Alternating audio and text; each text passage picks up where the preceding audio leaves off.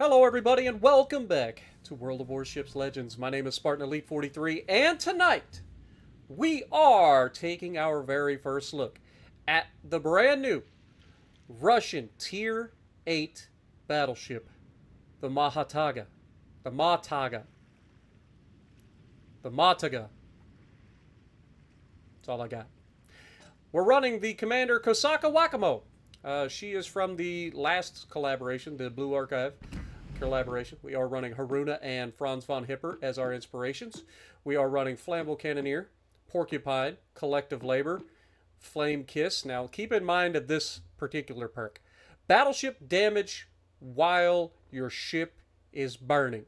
Increased by 9%. Once I get this thing fully upgraded, it will be 15%. Keep that in mind. So, if you see me leaving burn or like fires go, now you know why. Damage control charges +1 and repair party +1. It's a pretty good perk. Now I went for fight fire with fire, just in case we end up running out of damage controls. It also reduces the damage you're taking from fires, which is nice, and limits you to a maximum of 3 fires. So it's a very good perk. And if you're planning on letting yourself burn, then this perk comes in real handy for reducing the amount of damage you take while you're burning. Make sense? Good. You could go secondary interest. I'll show you why that's not necessary when we get into it. But let's go into the build. Again, we are running the secondary battery mod 2. I don't necessarily think that building full secondaries is the right option for this thing. It is a good option. I don't think it's the right option because these guns are very, very good. So if you want to build into main guns and then, give a little bit of a nod to the secondaries, I can understand why. Because these guns are very good. Okay? So don't get it twisted. So we've obviously got Steering Gears Mod 2 on. We've got Concealment System Module. And we've got the Epic Secondary Battery Mod 3. Again, I can understand if you guys don't want to go into full secondaries, go into main battery, and get your faster reload. Nothing wrong with that at all. Though the turret traverse will probably make you sick if you do that. Loadout. We have 5 damage control parties thanks to our little Burning Heart perk. We have 4 repair parties and 4 enhanced secondary targeting boosters. We are running the brand new Hector flag because it looks way better as a Spartan helmet than the previous flag did. Mahtaga camo. The blazing gold skin ignites your ship with the power of fire and fury. And that is accurate to the way I play this ship, so I like it. Plus, it's a really cool camo. Specs, survivability. The armor is between 19 and 400 millimeters, and the hit points 72,500 hit points. So, pretty much average to slightly below average for a battleship at Tier 8. I think most battleships at Tier 8 are like 76,000 and above.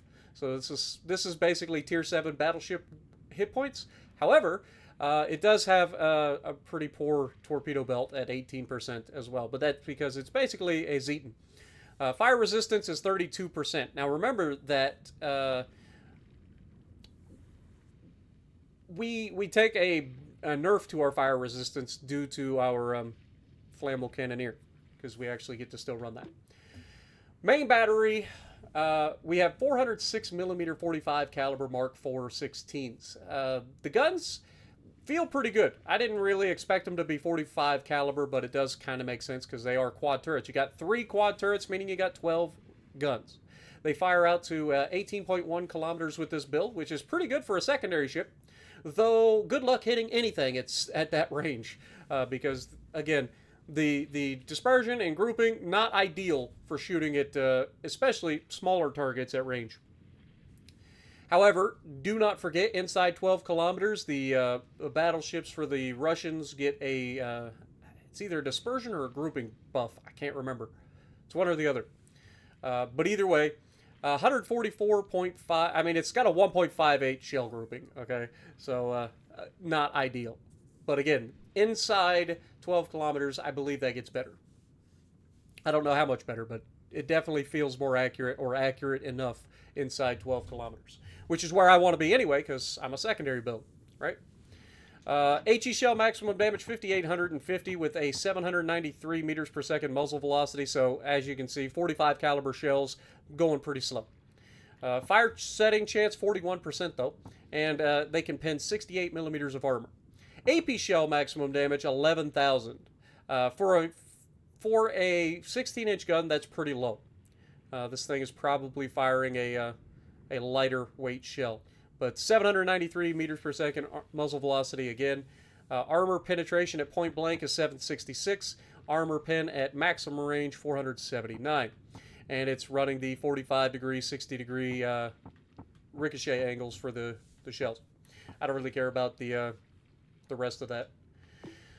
Secondary armament. We have 130 millimeter 60 caliber BL 101 guns. If you saw that number and thought, that looks familiar, I'm pretty sure this is a gun that was in World of Tanks. it was a tank destroyer gun, if I remember correctly, the BL 101. I could be wrong. Somebody's gonna have to look it up for me.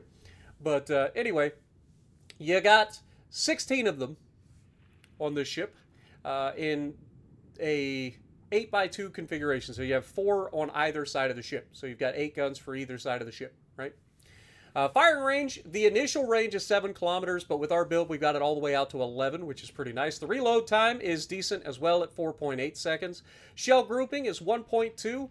The maximum vertical dispersion, 190. Maximum horizontal dispersion, 190. Again, this is at maximum range, obviously. Gets much better as you close the distance.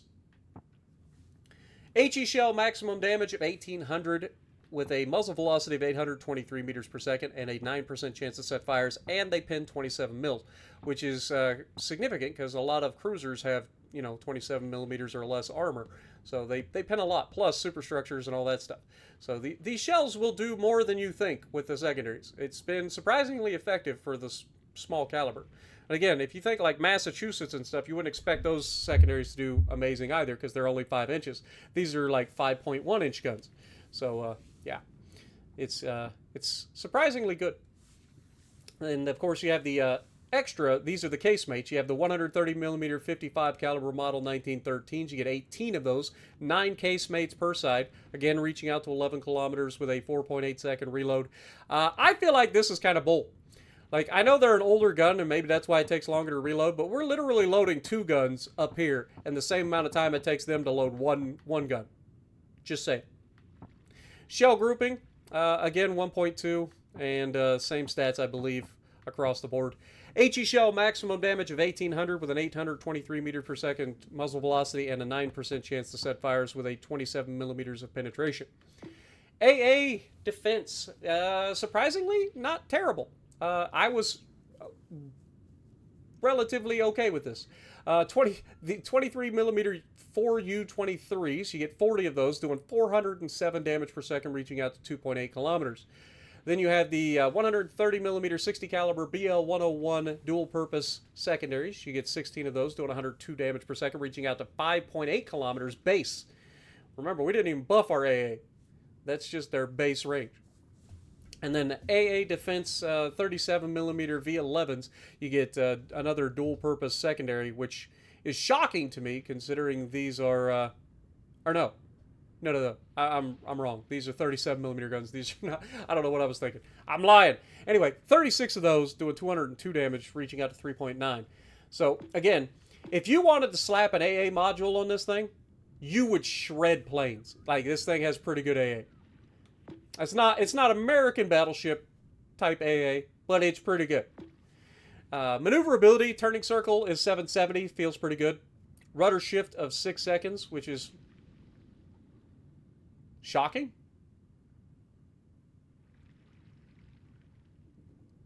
Is it supposed to have a 6-second rudder shift? Wait a second. What? Hold the phone. I need to try something. If we go propulsion mod, what does that say our rudder shift is now? 8 seconds. It's got an 8-second base rudder shift. Okay. You know what? I'm an idiot. I didn't realize that ahead of time. I put my standard build on. You don't need steering gears on this. Go propulsion mod. Like, 8 seconds is absurd for a battleship. Like, I'm used to putting steering gears on and going down to like a 12-second rudder shift, and that's really good. You do not need you do not need an 8-second rudder or a better rudder shift. I apologize. I wasn't paying attention to that ahead of time. But either way, that's shockingly good. And now that we have the we have propulsion mod on, 23-second engine spool up time, 17 knots engine power multiplier speed threshold, and 22 in reverse. Concealment, I don't know what any of that means, to be perfectly honest. Detectability range by sea, 13.1, so again, very good. This is almost Kansas level of concealment, and this is base. I mean, it's not really base, because we did put the concealment module on, but we didn't do anything else to buff the concealment, so it's pretty good. 10.9 by air, guaranteed as always 14.7 kilometer smoke firing penalty, which for 16-inch guns is pretty good as well. All right, stats should be pretty good. Again, small sample size. You can see the main gun accuracy, not exactly great. Okay, again, secondary build. You want to build into the guns, go for it. I don't think you'll be disappointed in building into the main guns, but I wanted to build this as a secondary brawler, and it's pretty effective at secondary brawling. I have not had a bad time in this ship, let's put it that way. I've actually been pretty impressed with the ship so far in its ability to just make everybody miserable. But that being said, it does have a 32mm bow, as you'd expect. Same thing for the stern. It also has a nice, decently sized extended belt for the front as well to protect you from Yamas that shoot at waterline. But other than that, the armor is pretty decent. You do have some casemates. You have a lot of casemates there, so you're going to catch some rounds here and there. But it's got a very big torpedo bulge, as you guys can see, and it's relatively decently sloped armor all the way through, and it sits really low in the water. You don't take huge hits out of this thing. A lot. Like, you really don't. Your guns might get knocked out because they are massive turrets, but other than that, you don't really take huge damage. But with all of that being said, you can see that it also has a turtleback armor. It's not a true turtleback. It's kind of like a turtleback we have at home, but it will help you in a pinch, especially up close and personal. But you get rid of all that, and you can see it does have a big citadel. So if you get caught from battleships while broadside, you go home. Do not pass go. Do not collect $200. All right? So don't get caught. Don't rely on the turtleback is what I'm saying. It's there, but don't do it. Secondary reach. Above average secondary battery range. So yeah, pretty solid there. Full circle. That is the one thing we didn't talk about. If you look, these rear turrets, both of them, are 360 degrees, meaning they are almost always where you need them when you need them. It's very nice. I love 360 degree turrets. It's nice to see more guns in the game that can do that. You also get a beautiful look at the casemates, which are the ones that are in the hull itself, and then the secondary turrets up there on top, the dual-purpose secondaries that are up there in the four launchers, painted blue so they stand out. But overall, it's good concealment as well. We already talked about that. Mahtaga, cloaked in blazing gold, this giant is all fire and might. Not even the fiercest storm can hold her back. She was designed in 1915. Basically, if you had the Russians build a Zeton, this is what you got. Honestly, I'm here for it. Like, this is one of my favorite Russian tier 8s, and it's not even close. I liked the Navarin for the short amount of time that it was actually good, and then they butchered it, and so I don't play the Navarin anymore. This is much better. This is also better than the Sovietsky Rozaya. The Sovietsky Soyuz, sorry. I don't know about the Rozaya. I didn't actually get that ship, I don't think. But overall, I like the aesthetic of the ship as well. Like, I like the darker colors with the lighter colors, the red, the gold. Like, it kind of pops, man. And the gold is reflective as well. I mean, come on. Y'all. Who doesn't like gold? I like gold! But yeah, with all of that being said, let's get to our gameplay. Alrighty, so we are going to be in the brand new Mahtaga, and we're going to showcase just how nasty this little ship can be. and how much of a problem it can be for the enemy team. But we're also going to showcase just textbook World of Warships Legends lately, so keep an eye on my team and what happens, and then I'll drop a line later in the match, I think. But anyway, I have not had any bad times in this thing. I know, small sample size, but still, when you've played the game as long as I have, going on 7 years, by the way, late December will be 7 years for me since I was part of the alpha test. But late December will be 7 years of playing this game. I've played everything from destroyers, carriers, cruisers, battleships, whatever. I have a pretty good feel for what it makes a good ship, what makes a bad ship. And I'll be honest, this thing pretty nasty. I hope that Wargaming doesn't just nerf this thing like they did with the Navarin. Because why is it that they're just not allowed to have anything that's fun Russian? It's the same thing with the Italians sometimes. Like, it's just like, why do they hate the Italians? Why do they hate the Russians? Now, I can understand that coming from a Russian background and having to constantly deal with everybody going, oh, it's a Russian bias and bullshit, right? Like, you've all heard it. We've all heard it. I've been playing wargaming games for a long time, and I'm sick and tired of hearing the whole Russian bias thing, because from my perspective, it doesn't seem like there's any sort of bias there. I've played all the different nations I've played, and that goes for World of Tanks, World of Warships, doesn't really matter. Doesn't seem like there's a Russian bias.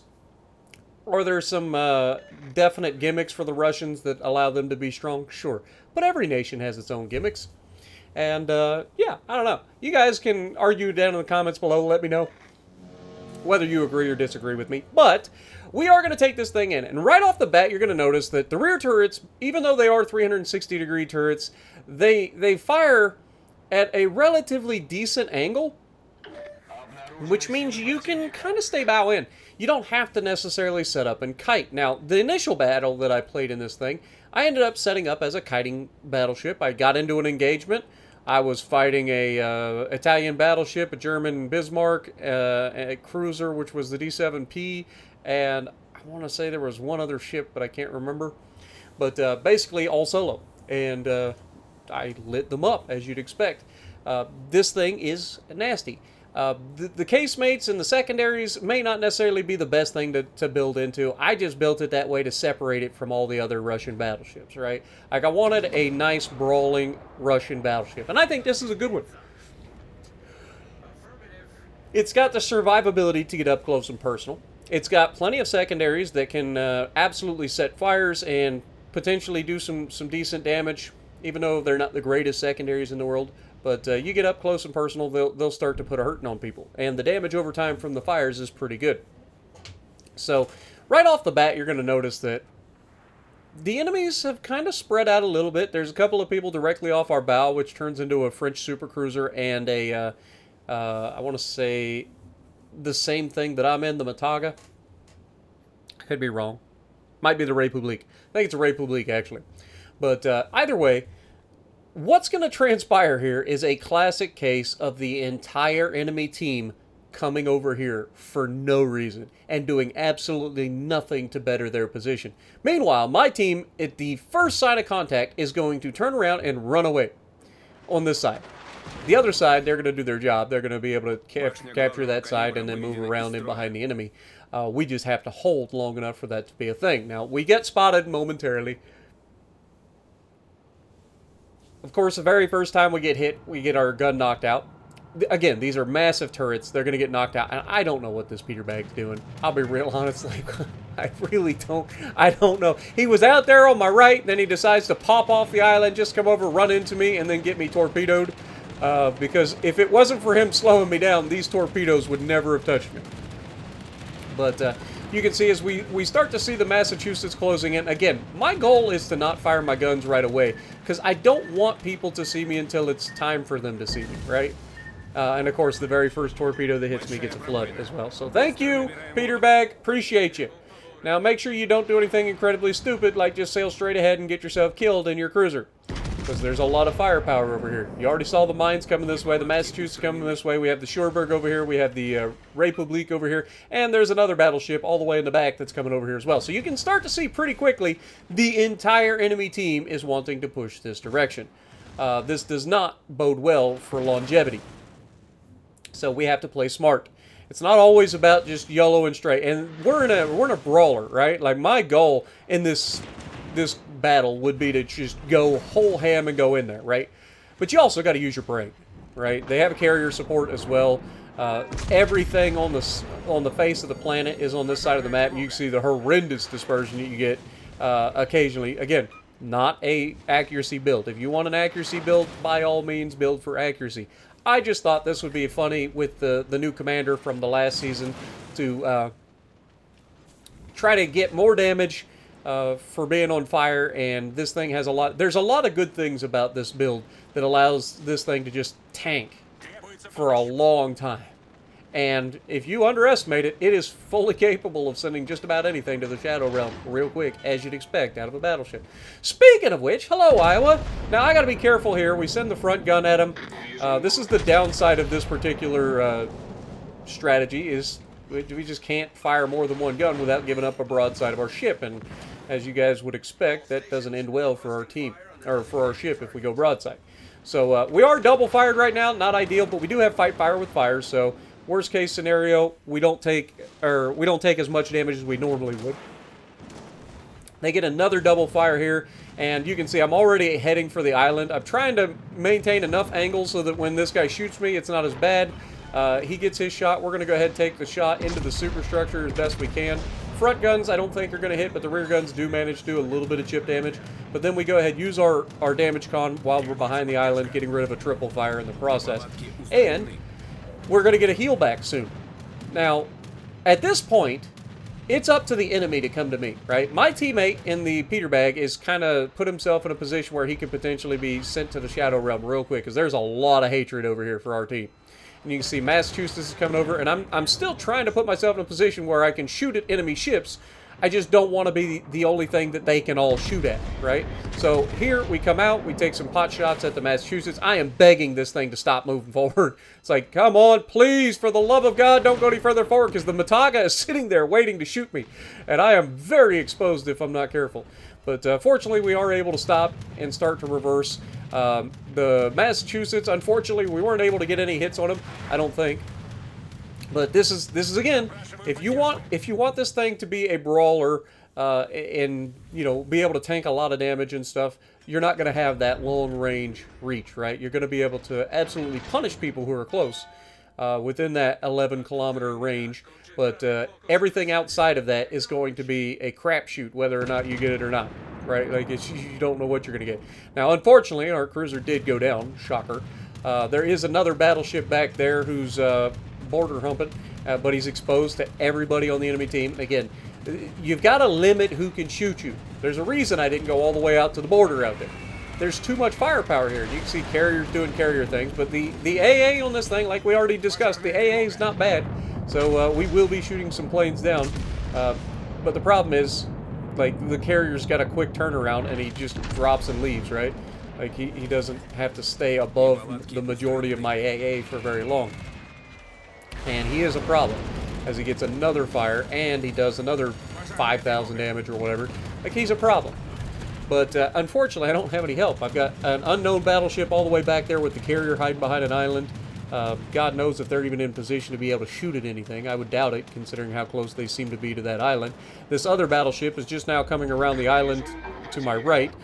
He's probably not long for this world. And then, of course, D7P comes reversing in front of us and should just be sent to the Shadow Realm. But, of course, some reason D7P has no armor and gets overpinned, even though it's angled in a light cruiser. But Massachusetts is trying to sneak up on us. Our secondaries are shooting at him. His secondaries are shooting at us. I don't think, actually, that I think we're too close to the island that our secondaries aren't actually shooting the Massachusetts, which is why I start to kind of turn away from the island a little bit. I want to get these guns to be able to fire at people that are on the left side and the Massachusetts coming around my right side. So, as you can see, Mines is coming out from behind the island. We're aware that we're within torpedo range. And, of course, the moment I go to shoot the man, that's when they finally kill him as well. And that's the Georgia. Georgia's down in Bravo right now, and he's about to have a bad day. But now that we've kind of, like, gotten rid of a lot of the problems of the enemy team, I'm going to start to be a little bit more aggressive. We're going to pull out. We're going to be angled away, and now we're firing our guns not only at the République, the other Mahtaga or whatever. Like anything that's in range is going to be getting targeted right now. But not only that, but we're also able to tank pretty well from this position. I don't. Maybe République could pin this, but you can see I'm looking at the Iowa back there in the back. I am fully aware that he exists. He's the guy that we slapped earlier. And unfortunately for me, look at that shot. That was terrible. But unfortunately for me, that Iowa's actually going to come up and be kind of pivotal for his team in a moment. But we get another shot here. Much better results. 6 shells pinning the superstructure. Secondary's poking away at him, but he should go down pretty quickly here from our Mirage. And then we are going to start to turn in. Now, I've got to be careful here because, again, you just saw the Iowa shooting at the guy on my left, right? So in my mind, I'm okay to go ahead and turn in here. Now, Massachusetts is a potential threat to us, but he's not looking at us either. He's looking over there at the 2 battleships that are holding hands at the back of the map. And so we are going to try to put ourselves in a good position to counter him as he comes around the island. Now, to his credit, he's not just going to bully around the island like a dum-dum. He is going to try to angle, which is bad news for me, but good news for him. And that's going to allow him to live a little bit longer than he probably should. Now, as he comes around the corner, we aim, get the rear guns out there, and we start to turn in immediately. We're not playing around. But look at the Iowa. Now the Iowa has come forward. He has now come around the island to my left. That is no bueno, because I didn't realize he had gotten in front of the island, and of course he shoots me. I'm assuming that the battleship over there on the left is in a smoke screen right now, because I believe it's a Lepanto. But I'm assuming he's in a smoke screen. You can see I take a huge amount of damage to the superstructure. Good shot by the Massachusetts there, not falling for the bait of shooting the belt armor. But here, he's trying to get his rear guns on target. I'm already ready to fire, so we're going to be able to take him out easily going through the cheek there. Now, the cruiser starts to push forward at this point, and I know I'm in a pickle, because I know that their Mahtaga still back here. I know that the cruiser can easily kill me at this range. I don't have my guns loaded yet, so I've got to try to angle away from the cruiser to hopefully bait him into shooting his guns early and screwing up, or shooting my belt and managing to ricochet. But the Mahtaga gets a good shot here through the side of me, and does just enough damage to allow the Sherberg to finish me off. But again, if the battleship in the back, it's an Amagi, man. If he started coming forward at any point during this match, also, nice name. I thought I was the only one that called people turd burglars. He just called himself a turd burglar. But anyway, if the Amagi had come forward there, especially towards the end, like, much more effective, right? Like, you don't need to be shooting your guns over the top of the flight deck of a carrier, is all I'm saying. Like, you don't have to YOLO in and get yourself obliterated, but you definitely need to be a little bit more useful. And I don't know how they managed to lose all their hit points, to be honest.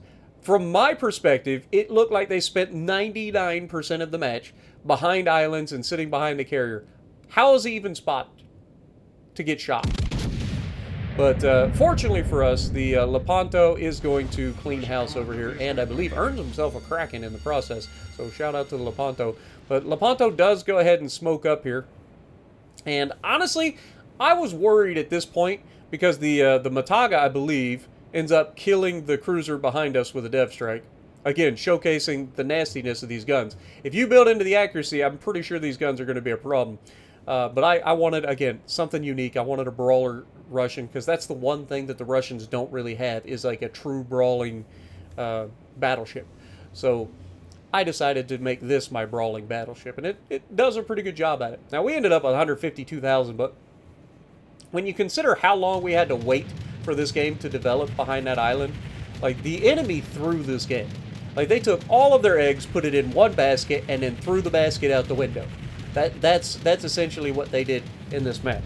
Like, they didn't try to contain anything. They just went to the same spot on the map and got obliterated, as they should.